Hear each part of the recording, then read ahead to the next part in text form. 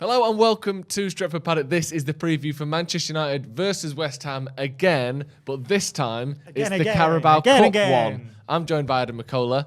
When Teletubbies used to that, I forgot about that. And it used to start all over again. Used to be sat there with my younger brother like, for fuck's sake, I have to watch this shit again.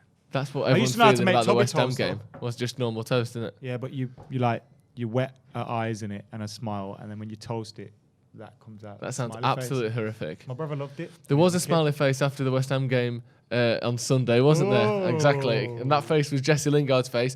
And mine. Just go straight into it then, because we did a preview for the last West Ham game. We know about West Ham. They're a good team. But how much does the fact that we've literally just played them play into this, do you think? Because we saw it last season with Brighton, didn't we? We won 3-2 in the last minute, and then it was 3-0 in the Cup. I also say these things that what you say, like, I never expect to beat two teams when you play them twice in a row and all that kind of thing. But why do we never say these things when it's a Champions League game and it's two legs? Yeah. You know what I mean? Like we never say, or when it's a Carabao Cup team and it's two. Like we never say only when it's like a league game and a cup game or, back to back. Also, the fact that it's the League Cup, both teams will probably feel very different teams to the ones that played at the weekend. I think it makes it different. It's a different game. So what do you think? We had this last year with Brighton, didn't That's we? what I just said, yeah. So, but we won that game quite comfortably, didn't we? 3-0 the second game, which was, again, the Cup game. How do you think that result, obviously last-minute winner, last-minute penalty miss for West Ham, do you think that changes things? If they'd have just beaten us, for instance, they'd be coming in flying here, wouldn't they? Yeah, and even if they've scored that penalty towards the end of the game, they come into it flying, they're still unbeaten in the league and all those kind of things. But again, it's an opportunity for players that probably aren't getting all their minutes to try and fight their way into that team. You saw the likes of Lanzini coming off the bench the other day. Michail Antonio was suspended for the league game. You'd imagine he might start in this one. So they could have a change side, but a very strong side still. So it's going to be a difficult game for United. And when you look at, and we're going to discuss the team shortly, when you look at what players United may field, players are going to be playing for spots in a team, opportunities. So there's a lot at stake at Old Trafford, not just a spot in the next round. And how much does that change things as well, it being at Old Trafford? Do you think that makes a difference? I mean, United it's weird to say that because you would assume that makes it easier for United, but United are currently the best team in Premier League history away from home, or league history away from home. So it's almost like, is there even an advantage at Old Trafford at the minute? Of course there's an advantage at Old Trafford. And I think to suggest there isn't would be silly. You've got home advantage. You've got the crowd. I'm not sure if it's going to be a sellout or not on the night. These games are usually a bit touch and go with whether they're sellout or not. But it'll be an interesting game. And if you look at the forward line, for example, this is probably going to be one of a few games this season Ronaldo doesn't start in. Do you know what I mean? So if you're Cavani that's getting a start, or Marshall or whoever, big opportunity for you. Just before we get into teams, then, because we will do that in a second, how important do you think the Carabao Cup is for United this season? Because City, 4 years in a row they've won it? 5 of the last 6 years.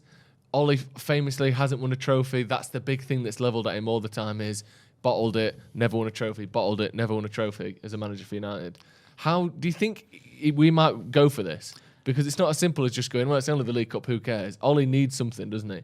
We can go for this because there's a point maybe a season or two ago where we never had the squad depth to do it. Yeah. So whenever it comes to this game, you're thinking, let's rest players.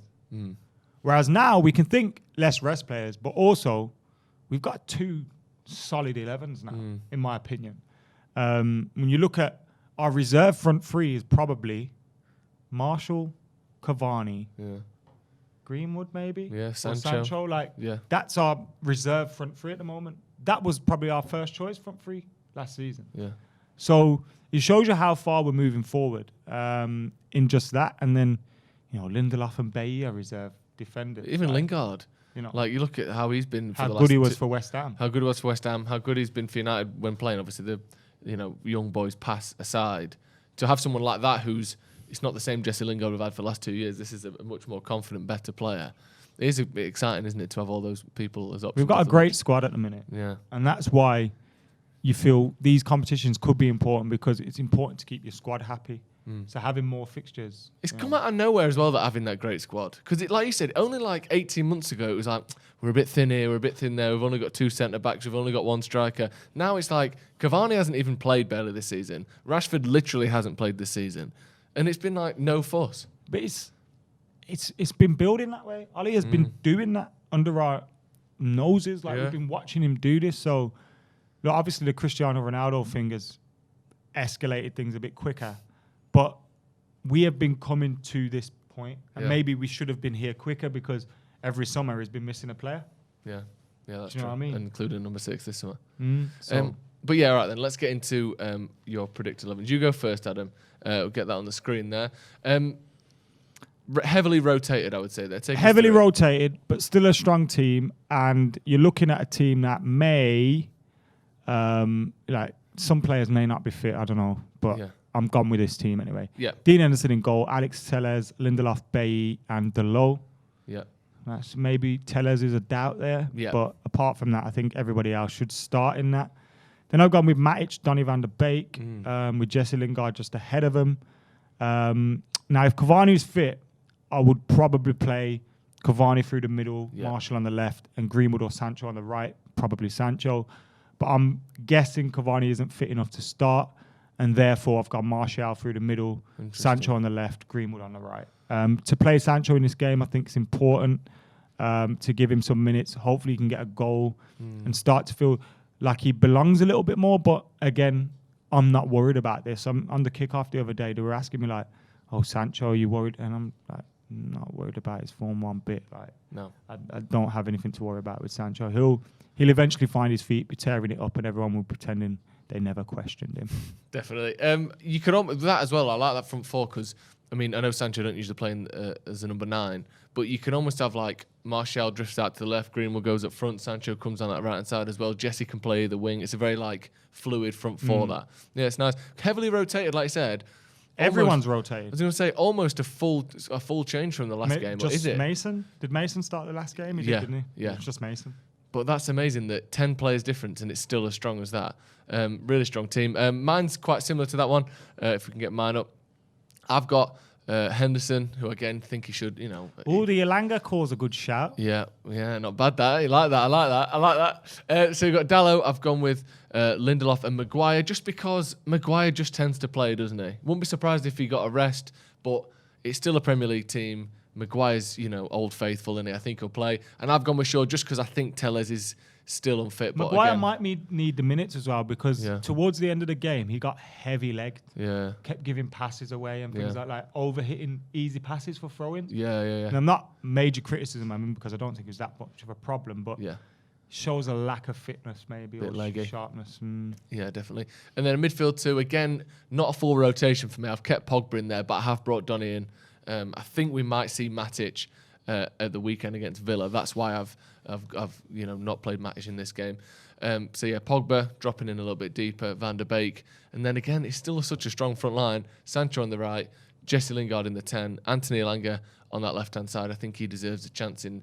It's a shame, really, that we've got a Premier League team in this. Obviously, not just because you want a better chance of going through, but it would be nice to give some more fringe players some minutes here. I don't think we can, though. I would like to see Elanga start. Yeah. But I don't think we're in a position to do that.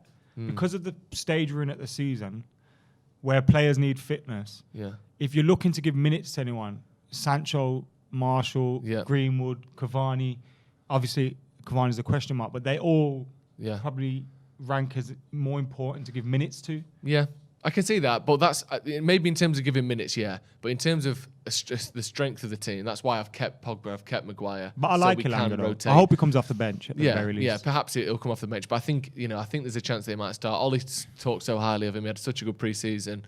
It's a shame Martial isn't getting any minutes in there, but someone's going to not get minutes, so that's what I went for there. But quite similar teams.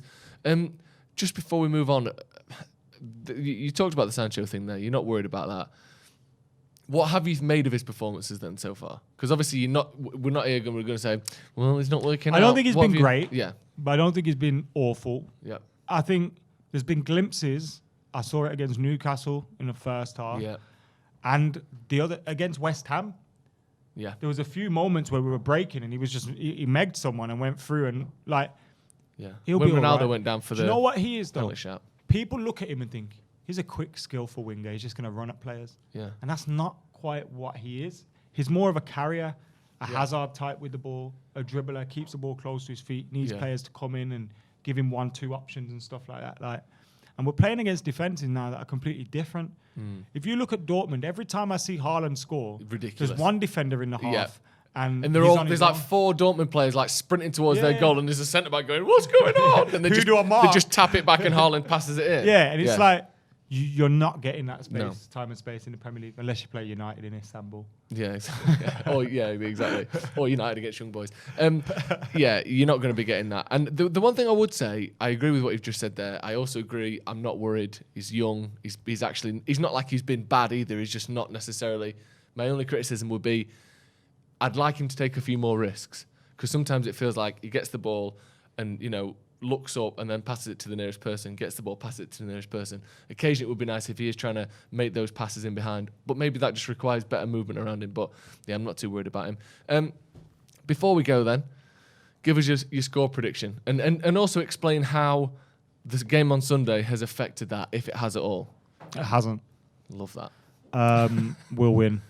3-1. Really? Yeah. That's nice. Tony Marshall's going to score again. Sancho's going to get his first goal. And Marshall's going to get another goal. Marshall's going to get another one again. I like that. So 3-1 for you. I'm going to go... I think it'll be more comfortable than the last game. I'm going to go 2-0. Oh, we need a clean sheet. It's tricky, isn't it, getting these clean sheets? But I'm going to go 2-0 United. But you look at the goals we've conceded, that one against West Ham was A joke. ridiculous. Yeah. You know what I mean? And although... And I know that wasn't a criticism of Dave. I'm not saying it was. He's kept 1 clean sheet this season. When you look at the Wolves game, the save to keep us 1-0. Oh. The Southampton game at 1-1. Yeah. The penalty. West Ham, he's got us 2 points against West Ham. 2 points. Well, 1 point against Southampton. 2 points against Wolves. 2 Wolves. points against Wolves. Yeah. 5 points already. Yeah. To say he's only had, 1 clean sheet, he said. He has been great this season. Put your score predictions in the comments. Let us know what you make of the teams, who you think is going to start, how much rotating Ollie's going to do. It's mad that he can rotate 10 players and still have a squad as good as that one. So, there's going to be a good team out there no matter what. Thank you very much, Adam. Thank you to everyone at home for watching. We'll see you in a bit.